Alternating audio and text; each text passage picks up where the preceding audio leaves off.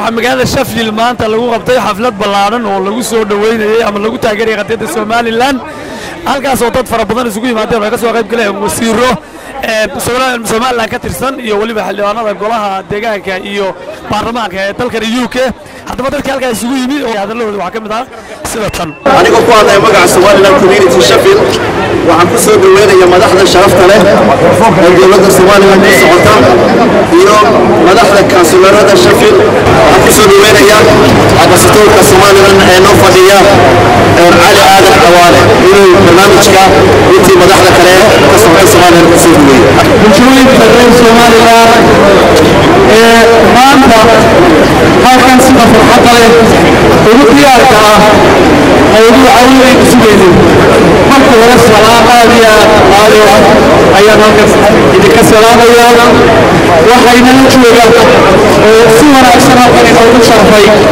councilors Sheffield City Council ka socda oo doonayay inay halkan maanta inala qaybsadaan farxaddan waxaan aad iyo aad u faraxsanahay halkan ugu horeeynaya saaxiibadeeda reer Somaliland ee jaaliyadda reer Somaliland hormuudka u ah ee soo qabanqaabiyay munaasabadda sharafta leh ee soo qabanqaabiyay arrinta culus ee maanta halkan isugu nimid oo ka soo shaqeeyey oo xoog badan iyo xoolo badan iyo hanti badan bageliyey ayaa aad iyo aad ugu mahadcelinaya iyo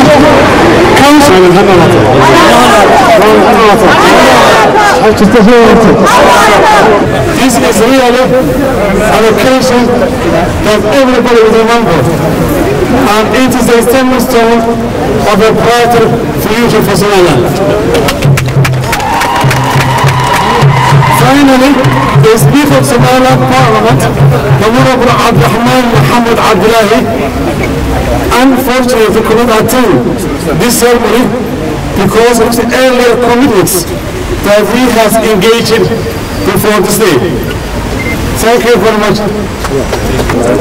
إن هو خمسة دول إن شاء الله وعن 60 دول عندنا وزيرة الخدمات بلاد دولة إن هو خمسة دول وزير كمعدنته يتمرته حسين أي خمسة دول يا أبو وعن سلام يا جديين بالشوية تسوق غير بالشيء معلومة تاريخي يعني هو القلة إنه تدريش كسومالين أو قبل عامي مجال الشفين waxaan mahad gaar ah u celinayaa guddiga community-ga reer Sheffield ee arrintan horseedka ka ahaa waxaan mahad culus u gudbinayaa councilska arrintan support garaynaya laborka oo really khaasatan councilmanka la yidhaaho Maxamed Macruuf iyo Masar Iqbaal وكمان council support garanaya ayaa mahad gaar u celinaya waxaan mahad gaar u celinayaa MPskiina arrintan aad iyo aad ka howlgalay ee support garanaya oo ka mid yahay MP Paul Bloomfield iyo Clive Betts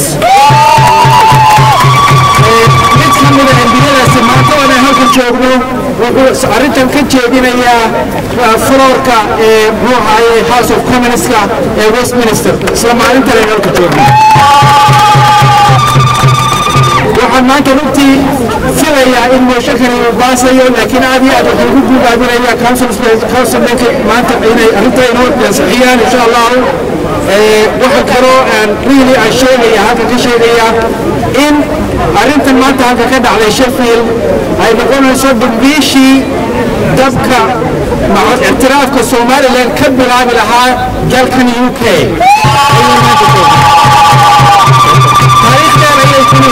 dalka Ingiriiska magaalooyinka ay Sheffield ka mid tahay Liverpool ka mid tahay Bristol ka mid tahay East London ka mid tahay waa dal aynu 100 sano aynu taariikhdeeda aynu joognay oo aynu waxyaabo badan aynu gashanay maantana aad waxaan mahadnaqayaa inaynu reer Sheffield inoo abaalgudeen oo arrinteena horumarinayaan waxaan doonayaa haweenka magaalooyinka kale ka yimi inay ku daydaan Sheffield ku daydaan oo ay councilskooda la hadlaan وMPs كود أي كهون قلان سقدية بنقول دقام UK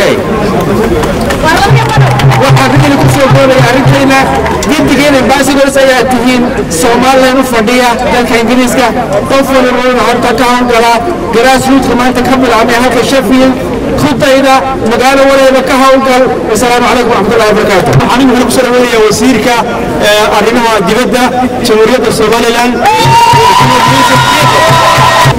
وأن إذا والله السلام الجبيهاتين Sheffield Somaliland dadka fara badan ee badan ka yimid aad iyo aad baan u salaamayaa mahadna waxa la ilaahayga maanta maalin khayr qaban ooga dhigay ee waafajiyay in ictiraafkeeni ka bilaabno Sheffield ilaahayna haynaga aqbalo aad iyo aad baan Sheffield mudadii hawshan gashay iyo councilorskii halkan arrinka keenayna aad iyo aad u mahadsan yihiin maanta waa maalin aad u weyn oo taariikhi ah oo aanan iloobi karin oo taariikhda Somaliland meel culus ka gelaysa dadkii hawshaa ka qayb galay ama soo abaabuleen ilaahay ha ka jazaaysiiyo dadkiina wax anfacaya ayaa inoo keenteen aad iyo aad baa u mahadsantihiin ictiraafkaa maanta ka dhacay ayaa Sheffield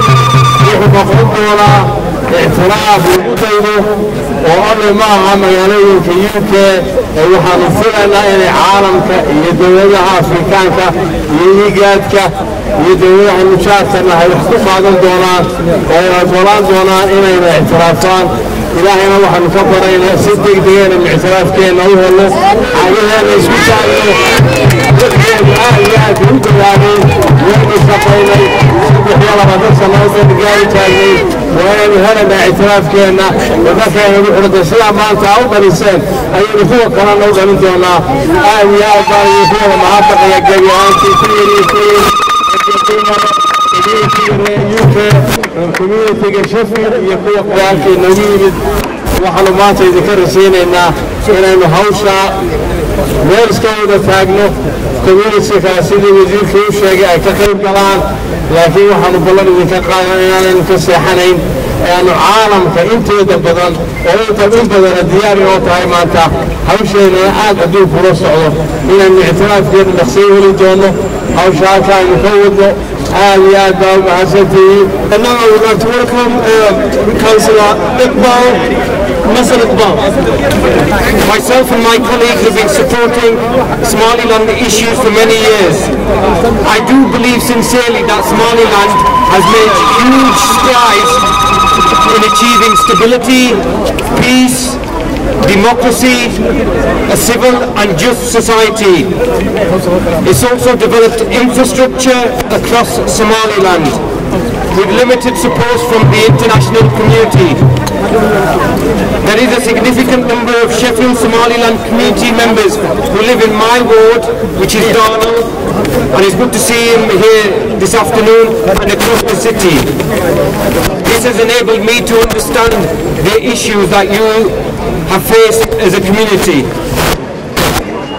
As I've said, speaking to my colleagues across Sheffield, they have told me the importance of today, how Somaliland should be recognised, and it's long overdue. You've been waiting 23 years. So hopefully, inshallah, today, that process has begun to recognise Somaliland. And finally, I would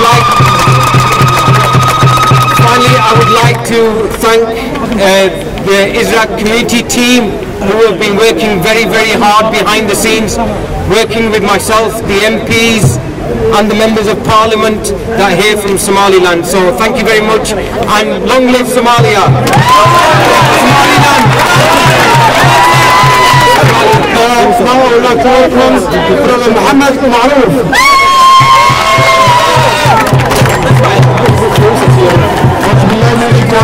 بسم الله الرحمن الرحيم. السلام عليكم ورحمة الله. and my heart's in it for coming here for celebrations, and I am so pleased and so grateful to your support. Without your support, the day was not going to come. And I am so thankful to my colleagues in the council, my leader, my fellow councillors who have given me support to bring this day for the community. I am so grateful to you. And this is a very historic day for us, for the Somalilanders, because the Sheffield City Council will be the first council who will pass this motion this afternoon, and we will set a precedent for all other English councils across the UK. They will pass those notice of motion, and one day the day will come, the Somaliland will be recognized and we will get once again a seat in the United Nations. When I was speaking to my colleagues, when I was speaking to Labour Party members, my sister Mariam is here. She was saying it's my day. When I spoke to Muhammad Isa says it's my day. When I spoke to Kaltoum and many others, they say it's my day. But I can say it's our day, it's your day. Celebrate and enjoy. And the rest of the things, inshallah, when I will stand up in the council chamber and I will speak and I will give reason why I am supporting the notice of motion, why I am with you, why I'm campaigning with you, and I am so grateful to my Member of Parliament, Paul Blomfield and Clive Batts. Their support will be with us, and inshallah one day you will be recognized. Long live Somaliland! waxaan doonaya halka laga eeriyo inaan ku dhaado aniga marka ugu horeysa isla aanu soo xasuusano wadankeena Somaliland marnaba si hawl yar kuma iman goonisitaagiisu Somaliland taariikhdeedu way qoran tahay waxa weeyaan haddaanu shalayto Ingiriiska ka soo dhacsanay hadday shalayto dad mujaahidiina Somaliland soo dhiciyeen haddii shalayto aanu gobonimadeena aanu Ingiriiska ka soo qaadanay waxa horta nasiib xumo ah inaan maanta haddana iyadoo 50 sano dheeraad ka dambeysay aanu halkeedii maanta weli taagannaho aanu maanta weli gobonimadoon aanu nahay hase ahaatee waxaan doonayaa inaan kulligeen xasuus ay mar walba qalbigeena inoogu jirto mujaahidiintii wadankeena u soo dhintay Somaliland ciyaartuma imaanadii 10 May aanu xusino maxaan ku dhahday goonisitaagayagii dadku inta badan ma daakiraan mana soo xasuustaan dhibaatadii wadankaas loo soo maray waxaan runtii reer Somaliland meel walba adduunka joogaan aan doonaya inaan ka codsado 18 May please xasuusta dhibaatadii wadanka loo soo maray mujaahidiintii u soo dhintay ciidina kama warhayso waan ka xumaada markaan arko iyagoo maanta qurbaha ku dayacan waan ka xumaada markaan laajaan ku arko waan ka xumaada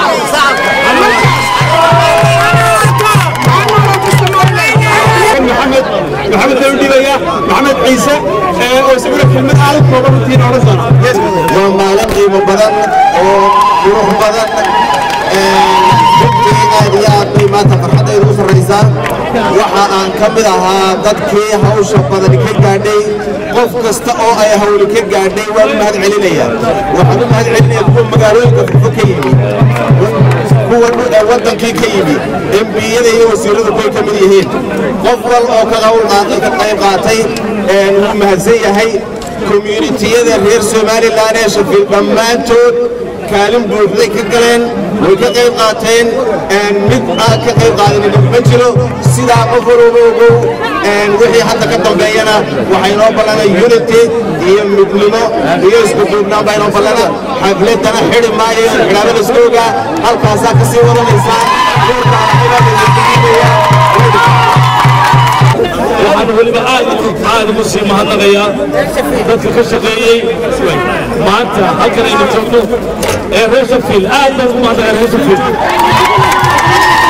waa inaynu ku dayno reer Sheffield oo aynu meel walba aynu adaan walba garaacno weeyaan fadhi waxba kuma yimaadaan gudisadaasaynu aynu gacmaha isku qabsanaynaa adaan walba aan garaacaynaa ya anaguna aad iyo aad baan idin garab taaganahay meel kastaad joogtaanna anigu kii idin yimaadaanahay meel walba anigu xalay dadbaan ku jiray calanka heesihiisii baan ilaa 4 habeennimo ku jiray وأنا صوت على سفرة دوين حلقينا وإننا أنا وعي قلت لي بداية سرع لك يوم مسرانو أسرع لك يوم مسرانو Somaliland سرع لك يوم نبي ضيع على والله انتهيتوا وما عبادها ولا تنسى يحيي دعيها يحيي سعيها وطني لكم تعالوا دور maanta halkan aan ku qabanay xaflad aad u ballaaran oo ah ixtiraafka Somaliland ee magaalada Sheffield halkan oo nagu soo yimaadeen wasiiro ka socda jamhuuriyadda Somaliland aniga oo ah Cusmaan Ismaaciil kana tirsan British Somaliland Council ilaahay waxaan idinka baryayaa in aynu si dhaqso leh ictiraafka ku helno ilaahay xaqiisa subhanahu wa ta'ala ilaahay baan tala saaranaynaa cid bilaadan aanu baryaynaa ma jirto laakiin waxaanu ilaahay ka baryaynaa gaal iyo islaam in ilaahay ummadda noo saqiro reer Somaliland hal isku tiirsanaado qadiyada Somaliland meel hal laga wada taagnaado sidaas oo kale gobol walba hal loo soo baxo 18 May ayaan loo kala xadin qadiyadeena iyaga oo ku hadlaya reer Sheffield oo dhan oo isku duuban waxaan doonaynaa gobolada kale haday caasimada tahay iyo haday gobolada kale tahayba in sida Sheffield aanu maalinkan maanta isu raacnay ee aanu ugu dadaalnay in iyaguna ay dadaalaan oo ay sidaas oo kale konsolada iyo MPyada iyo baarlamaanka oo dhan ay kulligood iyaguna ay dadaalaan oo sida haddii halkan laga aqoonsaday meelaha kale oo dhanna waxaanu ilaahay ka rajaynaynaa in laga aqoonsado 18 Mayna waxaanu doonaynaa in la isugu wada yimaado gobolladoo dhan ay halkaa yimaadaan London oo halkaa lagaga hadlo qadiyadda Somaliland sidii loo ictiraafi lahaa insha Allah waa la ictiraafaya bismillaahi alkariim Somaliland ha noolaato waxaanu ilaahay ka baryaynaa inay mar walba sidaa wada jiraan oo isugu tiirsanaadaan anigoo maanta aan joogno town hallkii Sheffield oo uga nimid qadiyadda Somaliland London 3 hours noo soo soconay ilaahay waxaan uga baryaynaa in ilaahay wax khayr qabo ka soo saaro waxaana wada salaamayaa ummadda Somaliland oo dhan waxaan leeyahay insha Allah khayr bay noqon doontaa I also would like to say special thanks to my local councillors from Bangui, Councillor Imran Hussain, Jackie Director, and Talib Hussain for their support to the motion from the beginning and as ever their hard work for as ever in Bangui. I would like to thank all Sheffield councillors for all parties who supported and made it possible to put their motion on the agenda for today's meeting. I also would like to thank all the Somaliland community who took part in the lobbying and campaigning for the motion. Particularly, I want to say a big thank you to Marian Anthony,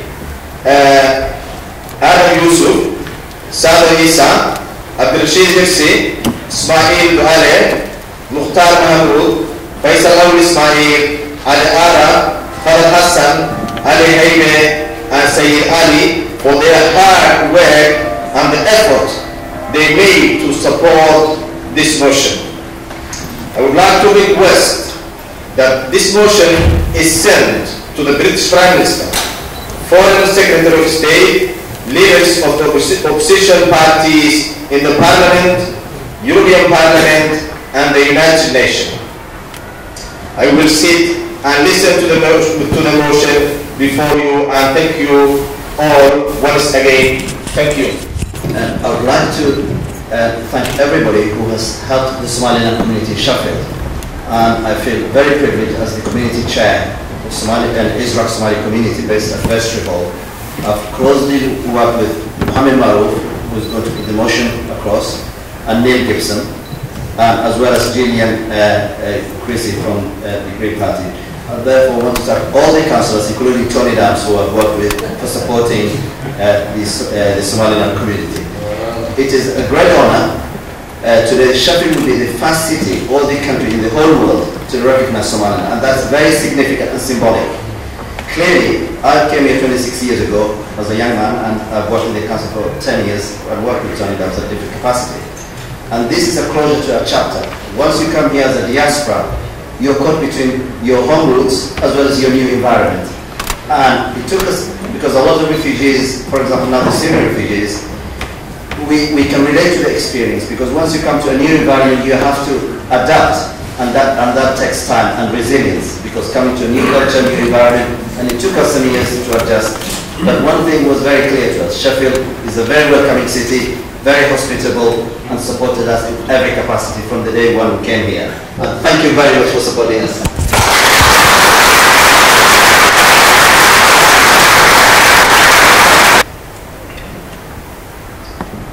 In 1990, Somaliland has declared a unilateral secession from Somalia after the fall of a 20-year-old dictatorship Zimbabwe and a total collapse of Somali state. I would like first of all to thank everybody who supported this motion. I would like to thank people who initiated it. I also like to believe that this motion will bring unity within Sheffield City Council. We would like all the councillors from different parties to support this motion. I would like to thank General Creasy and Shafak Mohammed for letting me talk to them about this motion and how it is important that it's a historical event. This opportunity is for all Sheffielders, and if Sheffield City Council unanimously vote, it will be a historic event. I will argue with everyone to put their differences and support this motion to support Somaliland. I also like to thank Mohammed Maruf for initiating it and supporting it. Thank you, everybody. Thank you very much, Your Excellency Lord Mayor, distinguished council members. It's an honor and a privilege for me to be here with you today to witness this historic event to Somalia. Somaliland, as you all know, has been in peace and has been a very stable nation that has been willing to see one day that a group or a city like Sheffield would put in motion that's recognizing the statehood of Somalia. Somalilanders fought side by side in both World War I and World War II with the British, and many of them lost their lives. Many of the Somalilanders in Sheffield came here to support the steel industry, and they have been here following the Second World War. Somaliland is a peaceful nation. It has fulfilled all of the requirements of a statehood. It's peaceful, it's democratic, it has respected the rule of law, freedom of speech, and all of the requirements that the democratic nation should have. We have good neighbors, we have the population, and we live side by side with our neighbors. And Somaliland, as my colleague said, has been performing and has established institutions that are functioning, and all that it needs is the recognition of today. We all are grateful as Somalilanders for you considering and supporting this motion, and we believe that this motion and this recognition will open all doors for us. Many of the international communities, in particular of African countries, our neighbors, are all looking for the day that a group is recognized, and I believe that Somaliland will get its recognition and it will be part of the international community as a state that's functioning, that's well managed, and we as the people are very grateful to you all for considering us to be part of that international community. Your decision of today will not only help the Somalilanders, but I think it will lead to others to support, and it will strengthen the Somaliland's claim for independence. And we are very grateful for the support that we are getting from Sheffield, a city that has been known for its democratic methods, a city that has been supporting the Somaliland community here. And as the people of Somaliland, and on behalf of the people of Somaliland, we are very grateful for this initiative, and we thank you for supporting, and we urge each and every one of you to support us, because Somaliland has done well for over 23 years to be an independent state, a de facto independent, functioning like a state, and has the respect of the international community, and dealing with the world in harmony, in peace and stability. And we do believe our experience as a nation will not only help our neighbors that are all in chaos, but I think we will be a very effective nation that can contribute to humanity, to human rights issues. And once again, thank you for considering this motion, and we are all grateful to you. This is a very historic day for us. This event will be remembered by all of us, and once again, thank you so much.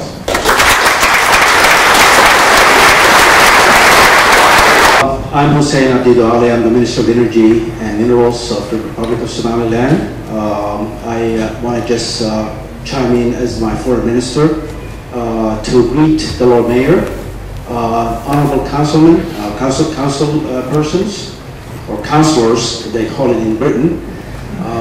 It's a great day for us, and it's indeed an honor for me and the foreign minister that was sent by our president to attend this historic vote today on this motion. As a matter of fact, as was being said earlier, the foreign minister flew in 20-some odd hours from Australia to be here today with us as well, and I came all the way from Somaliland. This is really indeed, just as we said, it's going to be a very, very historic vote. I appeal to the councillors to support this motion. I know it's been number 15 on the list, and I appreciate that you guys have just thought it up, to be voted on earlier, and that's really appreciated from us as well. I want to really special thanks to all the councillors that supported this. I know a few names. I apologize for not really mentioning enough names, but I only know 2 councillors have really done quite a bit of work in this motion. Councillor Mohammed Maruf, as well as the other councillor Maruf and Mazar Maruf, as well as Councillor Mohammed, and many other councillors that really have supported this. I also want to really give special thanks to the councillors who supported it. I also want to really give special thanks to the MPs from the Sheffield area, particularly MP Paul Bloomfield and MP Clive Betts, who have been really very, very supportive of the Somaliland cause. As a matter of fact, one of the MPs is going to be really bringing a motion to the House of Commons today to talk about the issue of Somaliland over there. As was being mentioned earlier, Somaliland has a very long historical ties with the city of Sheffield and other cities such as Liverpool, Bristol, Cardiff. I think one of the earliest African settlers in these towns have been from Somaliland.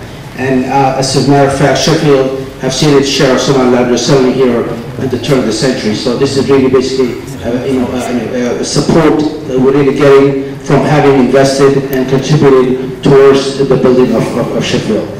There is a historical and legal basis for the recognition of Somaliland. As mentioned earlier, we were an independent state. We gained our independence from Britain, just like the rest of the African countries back in the 60s. And then we just decided to go ahead and join some other nation called Somalia from Italian trusteeship. And that marriage never worked. We got nothing but grief out of that marriage of under a dictatorship. And we basically freed ourselves from the yoke of that dictatorship back in 1991. And we have been free since. And we have basically managed and behaved and really run our affairs like any other nation on earth, except without recognition of the international community. This motion really, I think, will be the spark that will lit the fire to basically set into motion the recognition of Somaliland by the UK. I believe this is not going to start here in the city of Sheffield. It will carry, it's already reverberating throughout the UK, and I'm sure some other cities that have very, very strong Somaliland communities will follow suit, and this thing eventually will be carried to Westminster, and this is definitely going to basically gain a lot of traction. So you guys are going to be in the history books for us. When we are the 55th state of Africa, right behind Southern Sudan, we will have a special place for the city of Sheffield in our history. And we're deeply appreciative and grateful for all the support of this great chamber, councillors in this great chamber have really lent us for our cause. And I think this is something that's going to be very historic for us, and we will really remember that for the city of Sheffield. Again, we want to urge the councillors that are really not committed to this cause to support this motion today. And again, we want to really thank each and every one who really lent their support to our cause. Thank you very much. My name is Fatima Daria. I've been in this city for 46 years. Today is my happiest day in my life. I always go home and trust and love in Sheffield. I am very, very happy today. All the hard work I spent my last 40 years struggle for my community. I set the first Somali community in Sheffield. Although all this work, it's worthwhile to see wonderful people in Yorkshire, in Sheffield, my city. This is my second home, or my home. Although my descendant, my root, it's very strong in me. Thank you very much. Assalamu alaikum. As you know, thousands of people from Somaliland have settled in Sheffield and made it their home. And in fact, it was great to see you all out there in the Peace Gardens today celebrating. We have always welcomed and embraced our Somali community, and we appreciate the important contribution that you made to our city. So thank you all for coming along today to support the Sheffield Somali community in particular, in Sheffield, and in yours and their mission to achieve independent recognition and sovereignty for Somaliland. Today, as well as many more people from the Sheffield Somaliland community. I've met with many of you on a number of occasions and have learned a lot about Somaliland as a place and Somalilanders as a people. You're quite a proud people and a happy people. And you've got deep roots in our city and you make a great contribution to it. And that's why I think this debate on this motion today is so important, because it's important as a council that we reflect the city that we represent. And this motion comes from the many conversations that many of us have had with many members of your community over the last few months and years. And in particular, a few months ago there was a meeting at Burngreave where Maruf and I said that we would do our best to bring a motion before this council, and look at us here debating it today. The principle of self-determination is a long-held principle in international law. It says that people should have the right to determine how they are governed. It's the same principle that we're applying in Scotland to give Scots the vote, and whilst I deeply hope that Scotland votes to stay in the Union with the rest of the United Kingdom, it is only right that they are given that voice and that choice to say. Thank you, Lord Mayor. Yeah, I'm really proud, actually, to be in Sheffield today at this momentous occasion. I'm proud that Sheffield was the first city of sanctuary. I'm proud that we've been taking gateway refugees for the last 10 years, and despite what people say, continue and will continue to take refugees into our city. I'm proud that I can call many members of the Somaliland community in Sheffield my friends, my colleagues, my compatriots. I'm proud of all the work that the Somaliland community has done in Sheffield. And I have to tell you, it's not just for themselves and not just for the Somaliland community. In my area, which is Burngreave, which is where I live and represent, we have the Mothers of Burngreave, we have Mohammed Issa and his study support, and many other organisations involved in education, involved in youth work, involved in health, involved in early years. Not just for the Somali community, campaigning for things. The Mothers of Burngreave are part of the Friends of the Library, campaigning and raising money to keep our local library open. Because members of the Somali community understand it's not just about their issues, it's about their issues in Sheffield. And now Sheffield is responding to that and is saying, we want to support you in your issues too. So I'm proud to be here today. I'm proud to be part of a process, this process, a formal process, as the leader said, that can't make those decisions, but certainly can put pressure on our government and hopefully on the UN to recognise it. As Councillor Curran said, we're not new in supporting issues outside Sheffield. Not only did we support anti-apartheid and Nelson Mandela, we have also here supported Kashmir in their aim to have recognition as a free state in the UN. Still a long way to go, but we're still campaigning for it. So I'm proud to be a small part in this process.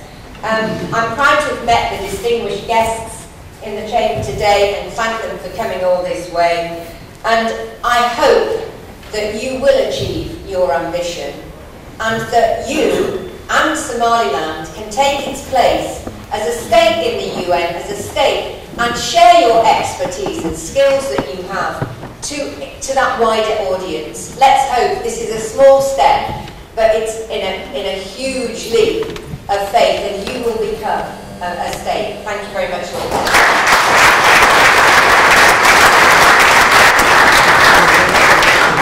Now I'm going to move to the vote on the motion. Are members happy to vote on the motion as a whole or in each separate vote? All those in favour of the motion, please vote. All those against? Any abstentions? The motion is carried.